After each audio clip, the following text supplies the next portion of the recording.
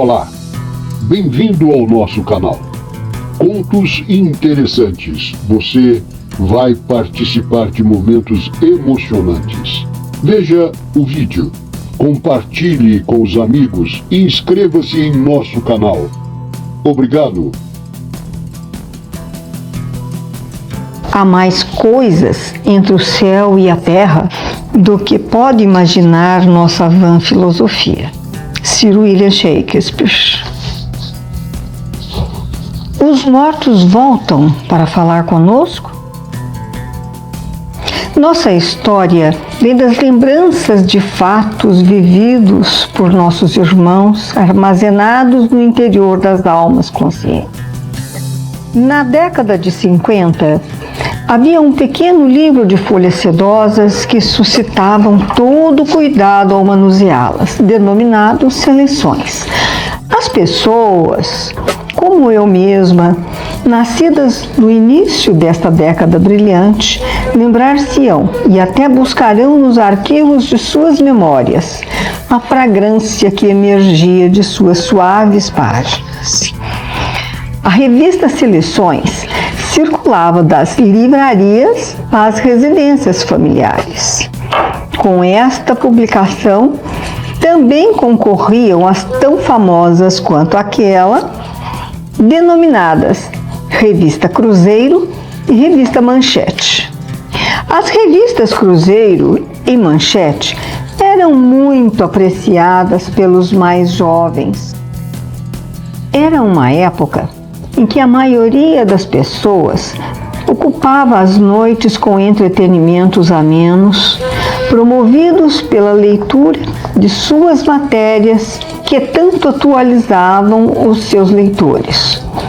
Como bem ofertavam distrações arrefecedoras das suas atividades diárias, quer nos estudos, quer nas suas profissões, e foi em uma dessas noites que João Claro deparou-se com uma história inquietante, que o levaria a sair da sua esfera de conforto, emanado das eventuais certezas da existência humana, ou melhor, da sua própria existência.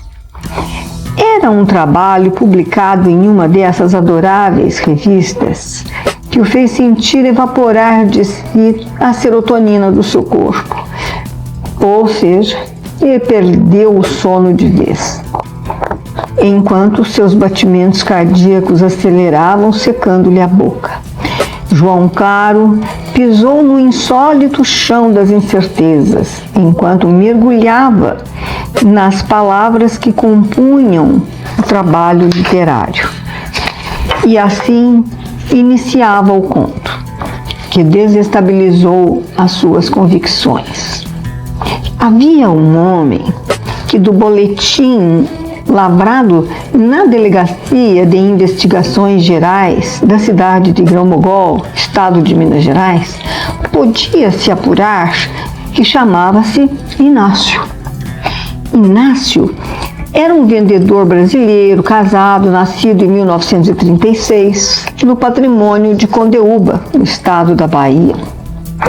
Segundo as suas próprias afirmações, tratava-se ele de um cidadão viajante que visitava estabelecimentos comerciais e grandes fazendas, ou mesmo pequenas glebas de terra, oferecendo a quem desejasse ou pudesse adquirir implementos agrícolas de montaria, como arreios, pregos, arames farpados, coisas do ramo. Na época da ocorrência dos fatos aos quais geraram esse boletim policial, esclareceu ele ao comissário de polícia que viajava por aquela estrada de terra pelo menos 2 vezes ao mês para recolher os pedidos que lhe eram encomendados, aos quais cuidadosamente apresentava posteriormente às lojas que se encarregavam da remessa e cobrança da mercadoria dos seus clientes compradores. A título de esclarecimento, a estrada era ruim tal qual as outras, e o policial as conhecia muito bem. Por ela, trafegavam caminhões de entrega de mercadorias, cavaleiros puxando velhos animais de carga sobrecarregados de sacarias de café, cacau e toda sorte de coisas que pudessem transportar em seus lombos. Por esta estrada, velhas jardineiras transportavam moradores das fazendas para as cidades mais próximas para fazerem as suas compras.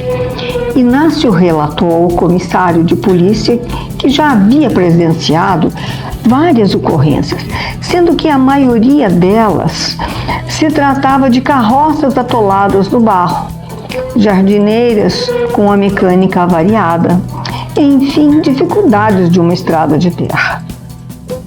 Cumpria essa jornada há muito tempo, dirigindo o seu automóvel durante o dia e às vezes durante a noite.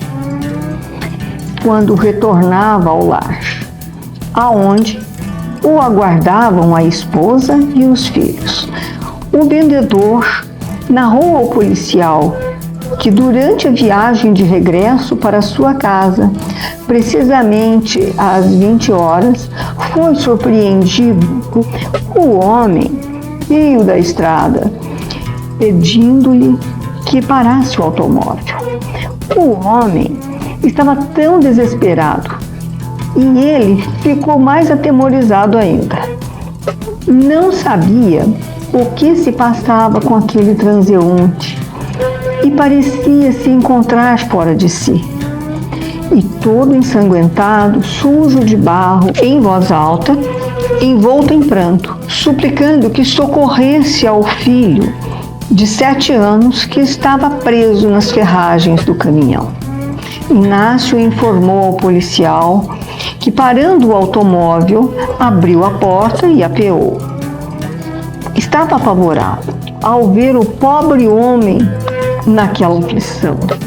Salve o meu filho. Nosso caminhão desgovernado caiu no riacho. O pobre homem, andando cambaleante, indicou aonde estava o veículo desgovernado. E quando Inácio localizou barranco abaixo, as rodas estavam para cima. A noite era muito escura, o céu nublado escondia a lua e as estrelas. Desceu a ribanceira, que estava totalmente escorregadia, atrás do infeliz homem que suplicava: mais rápido, mais rápido, ao passo que eu escorregava deslizando pelo mato. Inácio esclareceu ainda ao policial que, ao aproximar-se do veículo e tocando-lhe a mão, fixou os seus olhos naquele homem desesperado, que foi ao seu encontro na velha estrada de terra, e ele desapareceu diante dos seus olhos. Declarou haver ficado atônito ante o episódio presenciado. O vendedor ainda teceu algumas considerações àquele agente da lei que lhe tomava esclarecimentos. Sumir diante dos meus olhos não foi o fato que mais perturbou meus sentidos. Afinal, com o decorrer dos acontecimentos, o sistema nervoso desequilibrado, bem poderia aquele ser sofredor ter caído numa cisterna ou mesmo deslizado mais para a beira do ribeirão e afundado.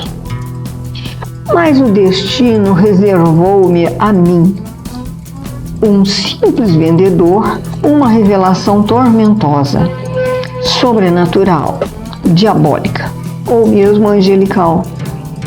Constatei que era ele quem estava guiando o veículo acidentado.